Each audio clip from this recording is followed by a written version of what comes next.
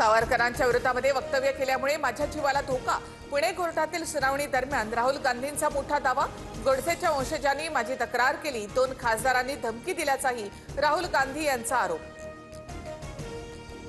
Chicken मटण विक्री बंदीचा निर्णय सरकारने घेतलेला नाही, महापालिकांचा निर्णय मला माहीतही नाही। मुख्यमंत्री फडणवीसांची प्रतिक्रिया। 1988 साली काँग्रेस सरकारने याबाबत जीआर काढला, फडणवीसांचं स्पष्टीकरण।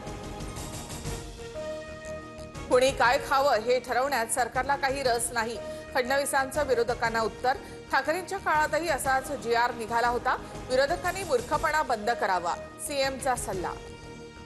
महाराष्ट्राला तुम्ही काय नपुंसक बनवताय का? फडणवीसांनी मांस विक्री बंदीचे फतवे मागे घ्यावेत, मांस विक्रीच्या बंदीवरून संजय राऊत आक्रमक। कबूतरखाने यांच्यावरील बंदी तुर्तास तरी कायम, सार्वजनिक नोटिशीद्वारे लोकांची भूमिका विचारात घेऊन मगच निर्णय घ्या। हायकोर्टाचे मुंबई महानगरपालिकेला निर्देश, योग्य तोडगा काढण्याचं मुख्यमंत्र्यांचं आश्वासन।